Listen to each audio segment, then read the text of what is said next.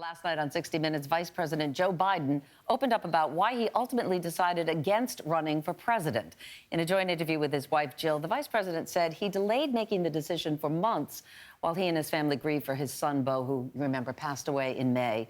Biden acknowledged that the delay in making the decision meant that he could not win a presidential contest. And he also knocked down reports that his son, Beau, pleaded from his deathbed that his father take one more shot at the White House. You know, that rumor has been going around almost since the funeral, Beau's funeral in May. I'm surprised the vice president didn't say something earlier.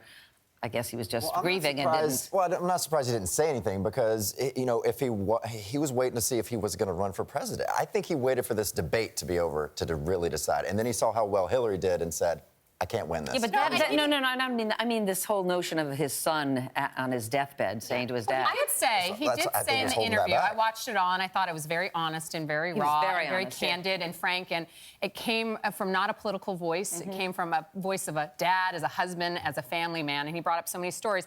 I think that story is partially true because he did say Beau said to run. Might have not been from the deathbed, but to go back and have to retract that story in the press and go back, because it would just be too difficult. But it was a big story, though. He doesn't have to go back and retract every story. He could have just stopped the rumor mill and said, hey, you know what? This didn't happen. My son never said this. End of discussion. He's the vice president. He doesn't have to do a whole, circus around it. He just has to shut it down. From the interview, if you heard the whole interview, he kept saying, you know, people said sources close to Biden, he's going to run. Now you firmly believe, don't believe everything you read. But he was going to run until he said honestly that I can't win. That's why I'm not running. But when he said don't believe anything you read because it's not true. That's what he's saying, getting back to the Beau Biden comment.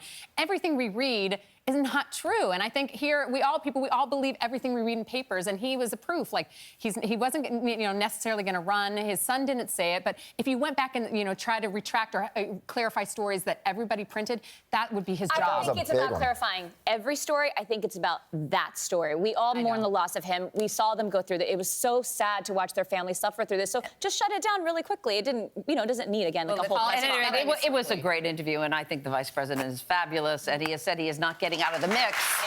He wants to help set the agenda, just not in terms of political office. Okay, I want you to take a look at, this is a complete turn. Take a look at these pictures. This is Mindy Jensen. She's a divorced mother of 4, a bikini model, and a bodybuilder. Now, she's also a middle school teacher in Utah. Yeah, some parents of her. Look at the men. All the men want to move to Utah. Grab the kids, let's go. Some of the parents of her students saw these pictures that she posted on Instagram, and they complained that they were pornographic, and the kids saw them too. The school allegedly considered firing her, but the school has since apologized.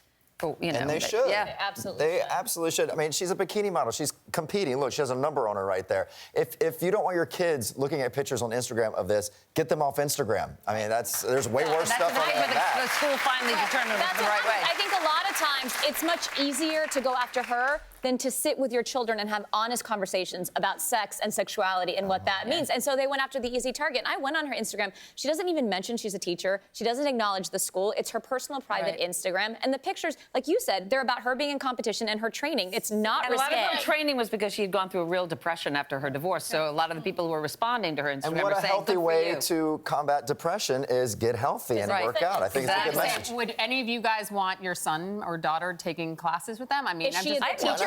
Is she a good teacher? I don't know, but she had detention. Oh, geez, really? I know. I don't know what that is. She's the detention. Well, she had 3 options: to remove the photos, to make them private, or be fired. I mean, here's one thing: we say we should police our kids, and yes, we should be more active on their Instagram accounts, their social media. If my kid's on social media, they're too young, but I would be on their social media account. But herein lies, she's the adult too. Remember, she should take. She's not doing. But she didn't do anything wrong. But it's graphic, kind of pornographic. It's a bikini. You're a bikini model. I think it's a lot. I think it's revealing a lot. You supported the bikini woman who was with the chainsaw last week, right? But she wasn't a teacher. But that doesn't affect her teaching. I mean, you see that on the beach. I find it kind of like a little much. How about that? All I know is my husband would love detention right about now.